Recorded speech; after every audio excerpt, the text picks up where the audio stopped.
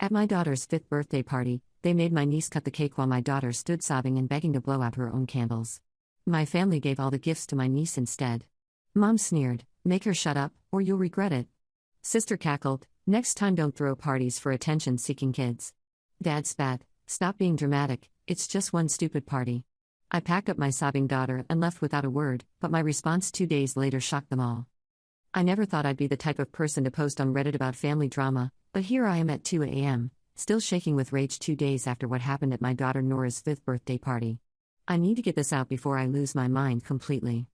Let me start from the beginning. I'm Denise, 28, single mom to the most beautiful, sweet little girl in the world. Nora's father isn't in the picture. He decided being a dad wasn't for him when she was 3, so it's just been us against the world for the past 2 years. My family has always made comments about my poor choices and how I'm struggling as a single parent, but I've worked my ass off to give Nora everything she needs.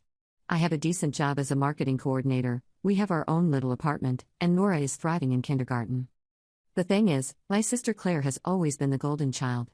She's 32, married to her high school sweetheart Mike, and they have a 7-year-old daughter named Olivia. Don't get me wrong, I love my niece. She's a good kid. But Claire has this way of making everything about her and Olivia, and my parents eat it up. When Olivia lost her first tooth, it was a family celebration. When Nora lost hers the same week, it barely got mentioned. When Olivia made honor roll, my parents took her out for a fancy dinner. When Nora brought home a perfect attendance award, they said that's nice, dear, and changed the subject. But I've always tried to keep the peace for Nora's sake. She deserves to have her grandparents and aunt and uncle in her life, even if they're not perfect. I thought things were getting better recently. Mom had been asking about Nora more, and Claire seemed less competitive when we talked on the phone. So when Nora's 5th birthday was coming up, I decided to plan something special.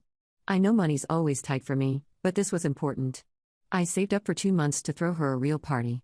I rented a community center, hired a clown, ordered a custom princess cake with Elsa on it, Nora's obsessed with Frozen, and bought decorations, party favors, and a bouncy house rental.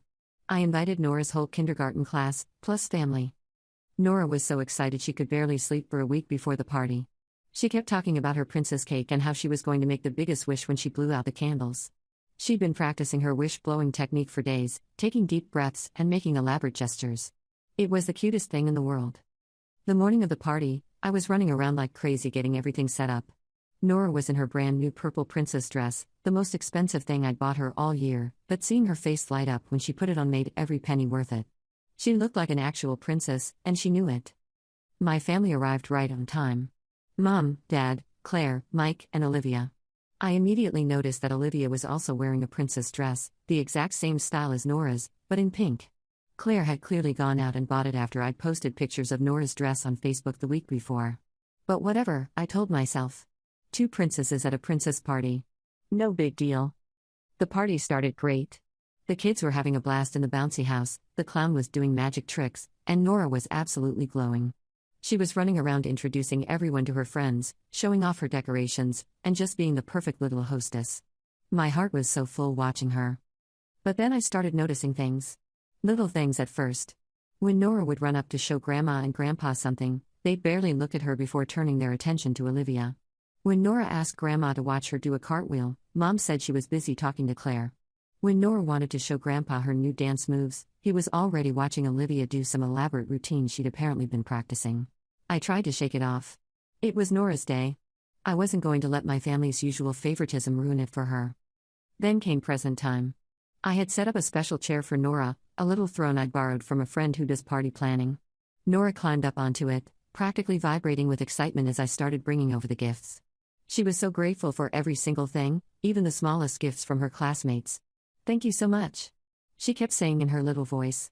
"This is the best birthday ever." My parents had brought a large bag of gifts. I assumed they were all for Nora since, it was her birthday party.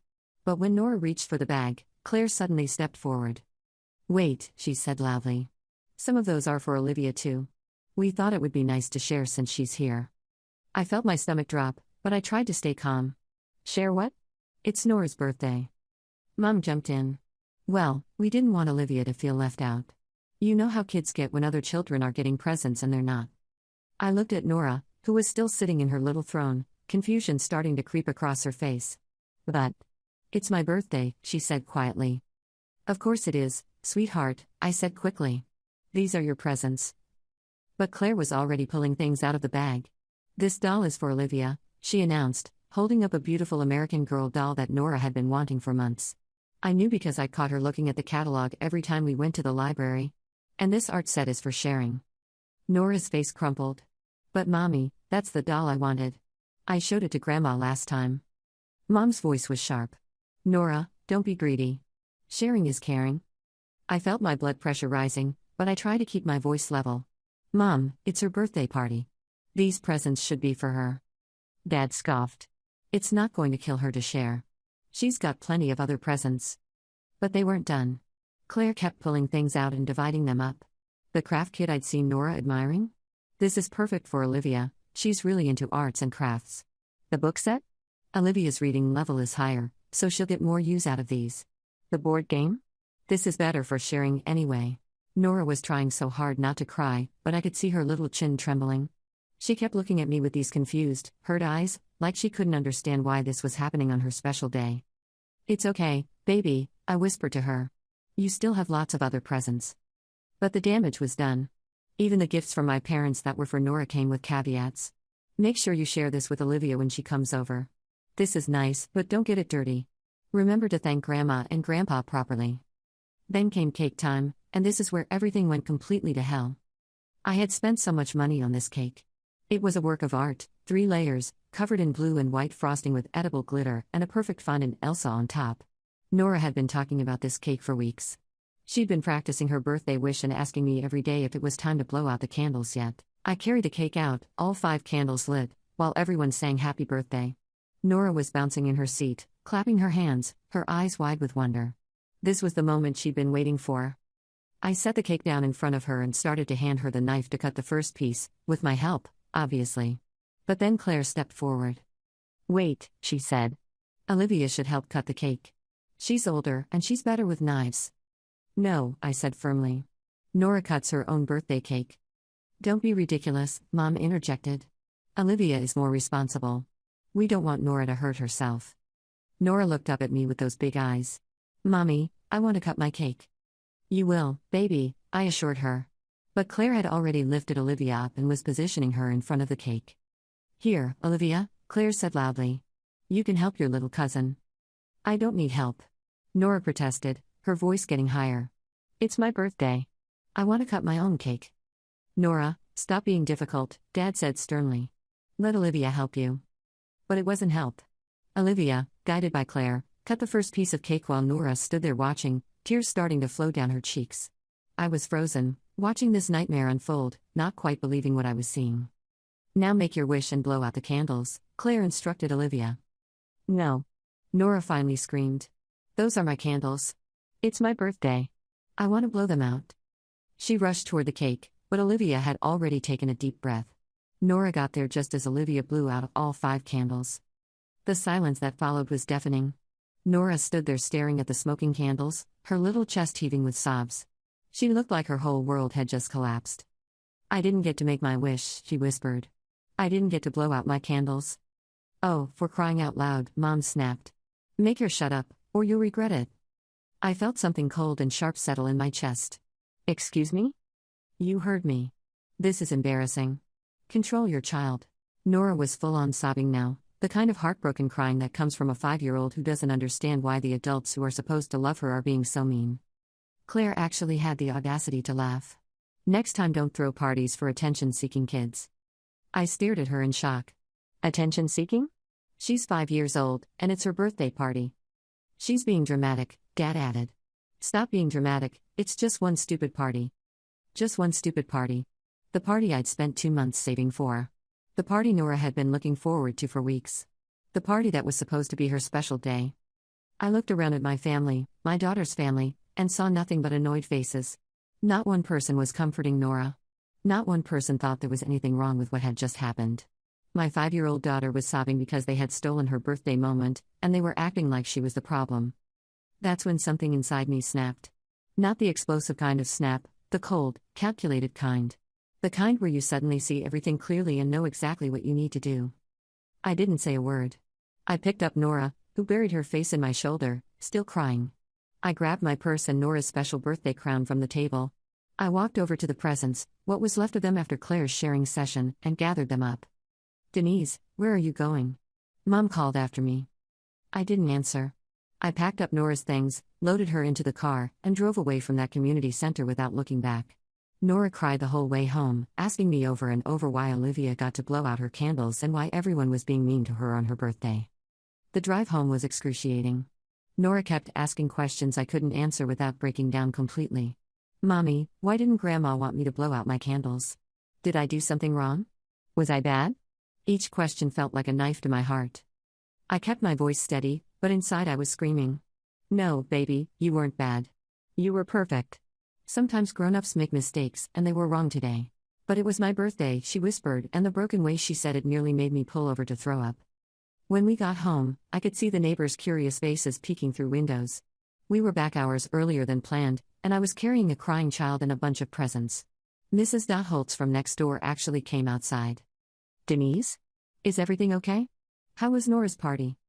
I couldn't even respond. I just shook my head and hurried inside, Nora still clinging to me like a koala. Once inside, I set Nora down and tried to salvage something from the day. Hey, sweetheart, want to open your presents? The ones that are actually yours? But Nora just shook her head and climbed onto the couch, curling up in a ball. I don't want to. I'm too sad.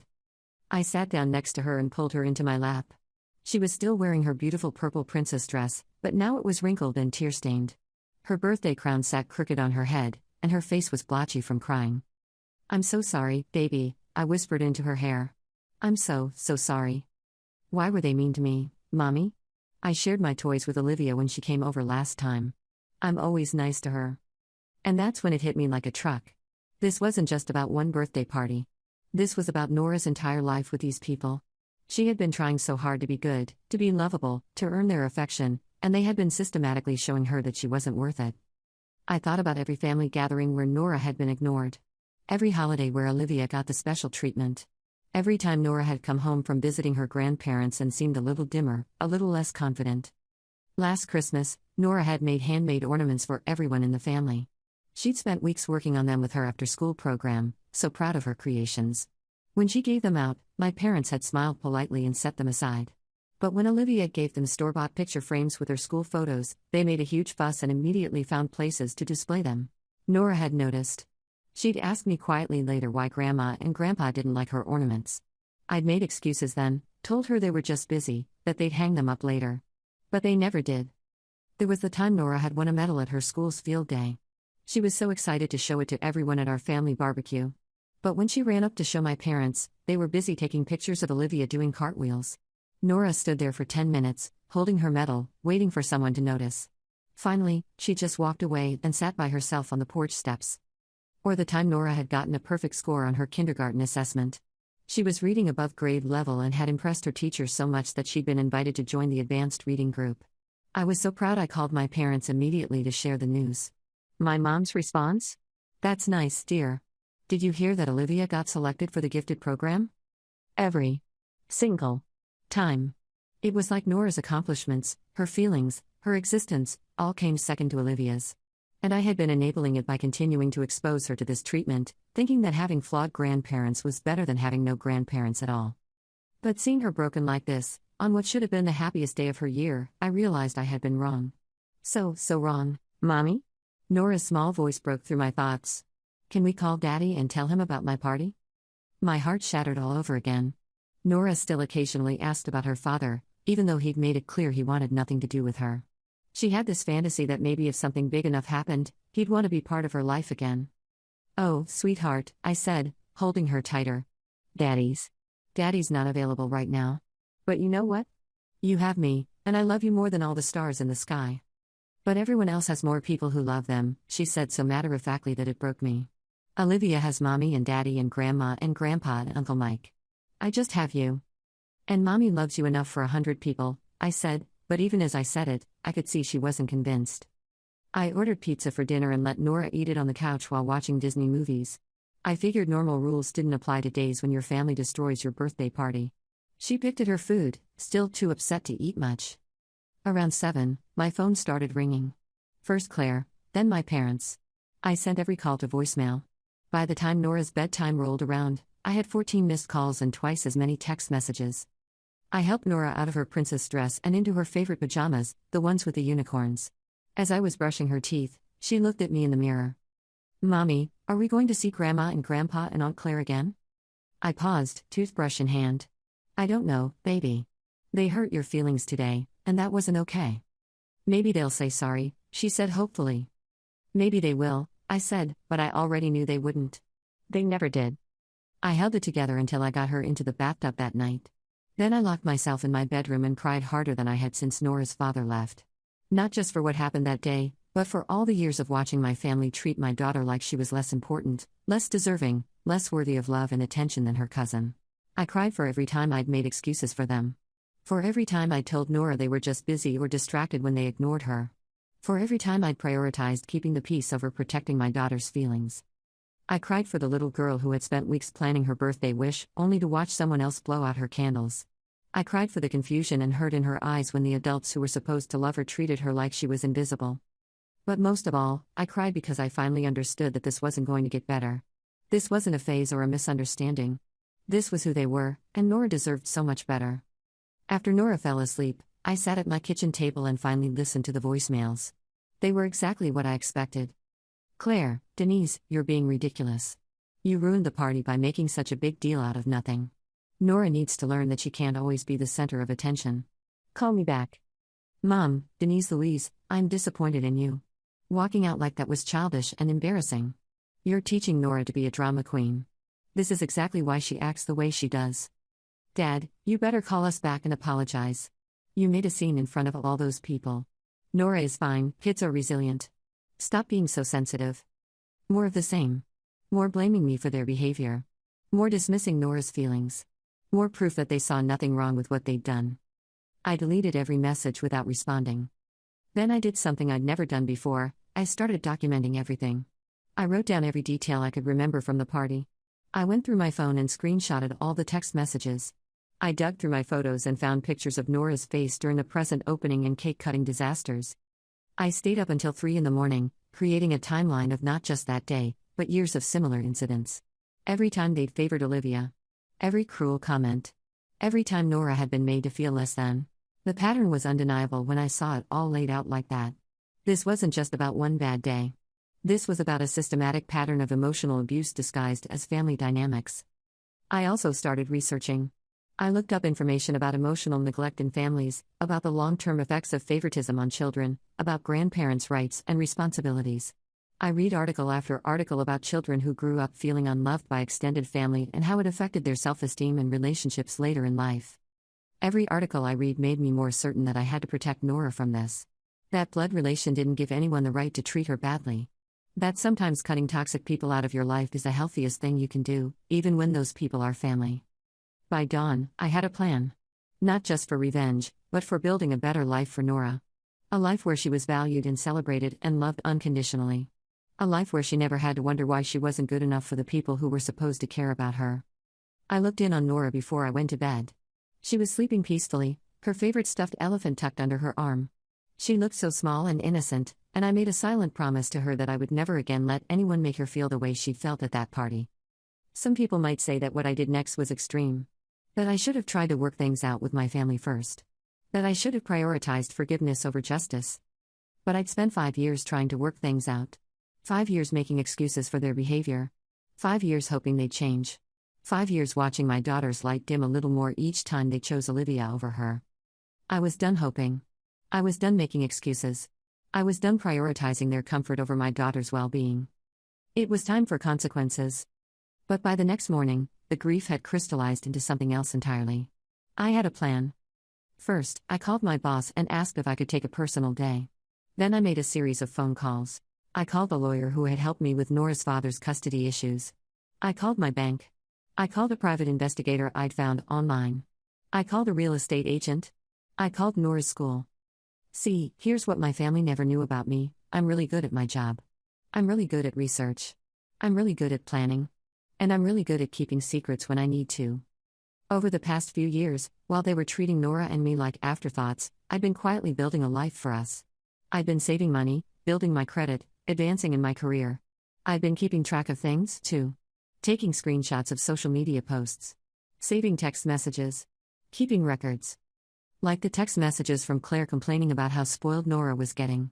The Facebook posts where mom and dad bragged about Olivia's achievements while never mentioning Nora's. The time dad called Nora dramatic in a family group chat when she cried because she missed her daddy. But more importantly, I'd been keeping track of the financial stuff.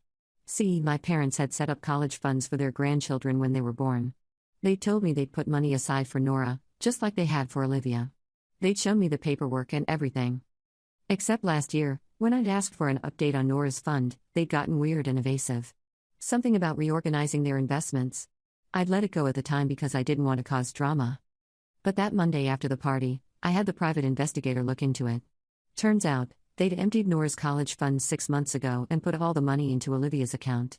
We're talking about $15,000 that they promised to my daughter, just gone. I also had him look into the inheritance situation. My grandmother had left money to be split between her grandchildren, me and Claire, with the understanding that we'd use it to help our children. I'd put my portion into a savings account for Nora. Claire had spent hers on a kitchen renovation. But here's the kicker, there was another part of the inheritance that was supposed to go directly to the great-grandchildren when they turned 18. The paperwork showed that this money, $25,000 for each great-grandchild, was supposed to be managed by the grandparents as trustees. Guess what? My parents had been using Nora's portion to supplement Olivia's account. Same thing, they'd been slowly moving Nora's money to Olivia for over a year. When I confronted them with this information on Tuesday, 2 days after the party, they didn't even try to deny it. Olivia has more opportunities, Mom said defensively. She's in advanced classes, she needs tutoring, she's got college potential. Nora is 5 years old, I said. How can you possibly know what her potential is? Look, we were going to pay it back, Dad said. It's not like we stole it. You literally stole it. That money was left specifically for Nora. We're her grandparents, Mom said. We know what's best for both girls. That's when I played my ace card. Great, I said. Then you won't mind explaining that to the family court judge. I had already filed the paperwork that morning. I was suing them for the stolen money, plus damages, plus interest. I was also petitioning the court to remove them as trustees of Nora's inheritance, and to appoint an independent fiduciary. But that wasn't even the best part. See, while I was doing all this research, I discovered something interesting. My parents had been claiming Nora as a dependent on their taxes for the past 3 years, even though she lives with me full-time and I support her completely. They'd been getting thousands of dollars in tax benefits by claiming her, while I'd been missing out on credits and deductions I was entitled to. So I reported them to the IRS for tax fraud. I also discovered that Claire had been claiming to be a single mother on her applications for Olivia's after-school programs and summer camps, even though she's married to Mike and they have a combined household income of over $100,000. She'd been getting need-based scholarships and reduced fees that were meant for families who actually needed the help. So I reported her for financial aid fraud. But wait, there's more. Remember how I mentioned I'm good at keeping records? Well, I'd been documenting every instance of favoritism, every cruel comment, every way they treated Nora as less than for years. I compiled it all into a detailed report and sent it to Child Protective Services, not because I thought Nora was in danger, but because I wanted it on record that my family had a pattern of emotional neglect and favoritism toward her. I also sent copies to the school district, because Nora would be starting first grade soon, and I wanted to make sure that if my family ever tried to pick her up or claimed to be emergency contacts, there would be a paper trail showing they weren't trustworthy. Then came the social media blitz. I posted a detailed account of what happened at Nora's birthday party on Facebook, Instagram, and yes, Reddit. I included pictures of Nora crying, screenshots of the cruel text messages I'd received afterward, and a full breakdown of the financial abuse I discovered. I tagged everyone. Their church, their employers, their neighbors, their friends. I posted it in every local community group I could find. I made sure everyone in their social circle knew exactly what kind of people they were. The response was immediate and overwhelming. Nora's kindergarten teacher reached out to check on her. Our neighbors, who had seen Nora playing happily in our yard for years, were horrified. My co-workers were outraged. Even people I barely knew were sharing the posts and commenting about how disgusting my family's behavior was. But the best part was watching my family's reaction. It started with angry phone calls. How dare you air our family business on the internet? You're being vindictive. Think about how this affects Olivia. When I didn't respond to the calls, they tried showing up at my apartment. I didn't answer the door. I had installed a security camera the day before, so I had lovely footage of them pounding on my door and shouting threats to include in my court filing. Then came the desperate attempts at damage control. Claire made her social media accounts private and started posting about family drama and not believing everything you read online. My parents suddenly started posting old pictures of Nora with captions about how much they loved their precious granddaughter. Too little, too late. The court case took several months to resolve, but when you have clear documentation of financial fraud, the outcome was never really in doubt. My parents were ordered to return all of Nora's money, with interest, within 30 days. They were also ordered to pay my legal fees and were removed as trustees of her inheritance. But the legal process revealed even more disturbing information. During the discovery phase, I learned that my parents had been systematically transferring money from Nora's accounts for nearly 3 years. It wasn't just the college fund and inheritance money, they had also been intercepting birthday and Christmas checks from my grandmother's sister, Aunt Ruth, who lived across the country. Aunt Ruth had been sending Nora $50 checks for every birthday and holiday since she was born. For the first 2 years, I received them normally and deposited them into Nora's savings account. But starting when Nora was 3, the checks stopped coming. I'd always wondered why Nora never got anything from her great aunt anymore, especially since Ruth always asked about her when she called. Turns out, my parents had convinced Ruth to send the checks to their address to help me stay organized, then they'd been depositing them into Olivia's account instead. When I called Aunt Ruth to tell her what had happened, she was absolutely furious. She'd been sending Nora money for 5 years, along with cards and letters, none of which Nora had ever received. Ruth immediately changed her will to remove my parents as trustees of any funds intended for Nora, and she started sending Nora's money directly to an account I'd set up. The tax situation was ongoing, the IRS moved slowly but thoroughly. The initial investigation confirmed that my parents had indeed been fraudulently claiming Nora as a dependent, and they were facing significant penalties and back taxes. The process would take months to fully resolve, but the evidence was clear. The investigation also revealed that they'd been claiming educational expenses for Nora that they'd never actually paid, tutoring, extracurricular activities, even school supplies that I had purchased myself. Claire's scholarship fraud investigation uncovered an entire network of false applications she'd submitted over the years. She'd been getting reduced-price lunches, free after-school care, discounted summer camps, and even need-based grants for Olivia's dance classes by claiming to be a single mother with no income. The investigation found bank records showing that she and Mike had a combined income of over $120,000 and owned 2 cars and a 4-bedroom house. The financial consequences kept piling up. Claire had to pay back thousands in fraudulent benefits, plus penalties. Several organizations permanently banned her family from their programs. Mike's employer, a large accounting firm, quietly let him go when they learned about his involvement in the tax fraud schemes. But the social consequences were even more devastating for them. My Facebook post about Nora's birthday party had been shared over 800 times within the first week locally, and the story had caught the attention of several regional parenting groups. The community center where we'd held the original party issued a public statement supporting Nora and offering free services to other families who'd experienced similar situations. My parents' church, where they'd been active members for over 20 years, asked them to step down from all leadership positions. The pastor, Pastor Williams, actually called me personally to apologize and ask if there was anything the church could do for Nora. Several church members reached out to offer support and resources. Claire's employer, a small local law firm where she worked as a paralegal, terminated her employment after the fraud investigations became public. In a tight-knit professional community like ours, word travels fast about dishonesty. She's been struggling to find work in the field since. Dad faced pressure at his engineering firm when several clients became uncomfortable with the negative attention. While they didn't fire him outright, they made it clear that early retirement would be welcomed. He took the hint. The ripple effects extended to Olivia's activities and social life too. Parents at her school became wary of Claire and started excluding their family from playdates and social events. Olivia, who had always been popular and well-liked, suddenly found herself isolated as parents questioned whether they wanted their children around a family with such questionable values. I actually felt bad for Olivia in all this. She was just a kid, and none of this was her fault. But I also knew that protecting Nora had to be my priority, and sometimes innocent people get hurt when adults make terrible choices. But honestly, the legal stuff wasn't even the most satisfying part. The most satisfying part was what happened at Nora's makeup birthday party. See, after all the social media posts, I was contacted by dozens of people who wanted to do something special for Nora. Other parents from her school, neighbors, co-workers, even strangers who had seen the story online. A local bakery offered to make Nora a new birthday cake for free. A children's entertainment company donated a clown and face painting. A bounce house rental company provided a bouncy house. Nora's classmates' parents organized a gift drive. A local event hall that specialized in children's parties heard about what happened and offered to host a makeup party for free in their beautiful princess-themed room. Local businesses donated decorations, party favors, and even a professional photographer to capture the day. But the best part was that Nora got to invite whoever she wanted. She chose her classmates, her teacher, our neighbors, and a few family friends. Not one person from my biological family was invited. The makeup party was everything the original party should have been. Nora was the center of attention in the best possible way. She got to cut her own cake, blow out her own candles, and make her own wish. She received so many gifts that we had to make multiple trips to load them into the car.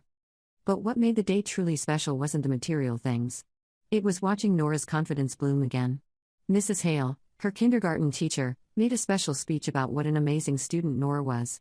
The bakery owner who donated the cake presented Nora with a special Princess Baker apron and invited her to help decorate cupcakes at the shop sometime. The photographer who volunteered his services was actually a friend of one of the parents from Nora's class who did family photography as a side business.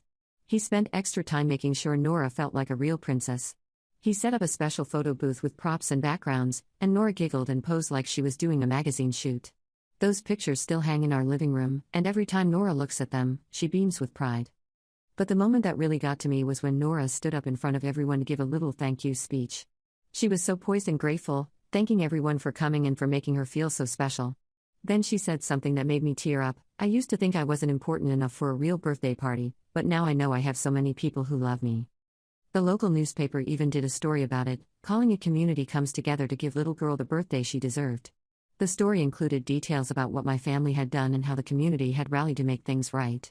The article was picked up by a few regional parenting websites and blogs. The attention led to even more wonderful opportunities for Nora. A local children's theater group invited her to audition for their upcoming production of Cinderella. A dance studio offered her free lessons. The public library asked if she wanted to be part of their reading program for advanced young readers. Nora thrived with all the positive attention. She started talking about her real friends and her chosen family, the people who had shown up for her when she needed it most. She began to understand that love isn't about blood relation, it's about how people treat you and make you feel. Meanwhile, the aftermath of going viral continued to impact my biological family in ways I hadn't expected. The story had legs, and it kept growing. Parenting blogs picked it up as an example of toxic family dynamics. Psychology websites used it as a case study in favoritism and emotional abuse. It even made it onto a few of those social media accounts that share outrageous family stories. My parents tried to do some damage control online, posting positive things about Nora and claiming the whole situation was a misunderstanding. But it was too late. Screenshots of their original cruel behavior lived forever, and people in our community had long memories. Claire attempted to tell her side of the story on a local Facebook group, claiming that I had exaggerated everything and that they were the real victims. The response was swift and brutal. Dozens of people who had witnessed their behavior over the years came forward with their own stories.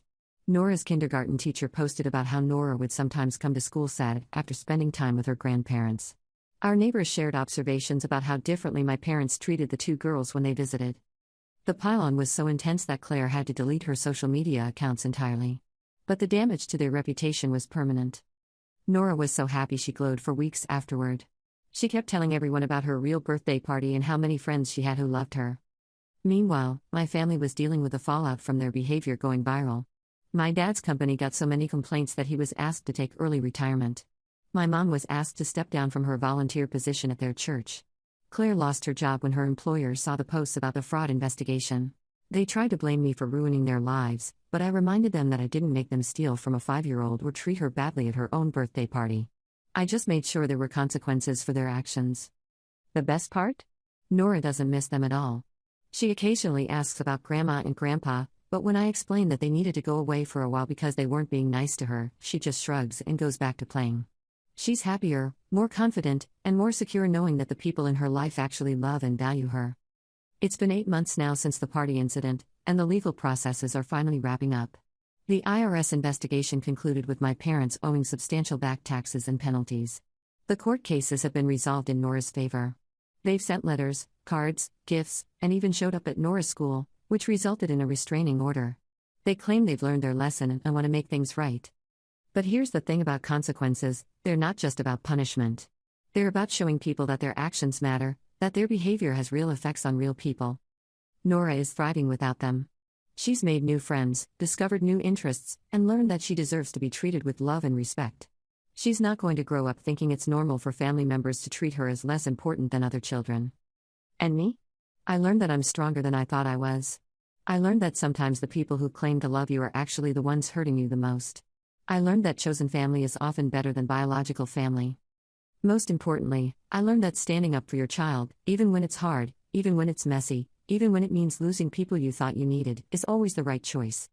My family destroyed Nora's 5th birthday party, but in doing so, they gave me the clarity I needed to build a better life for both of us.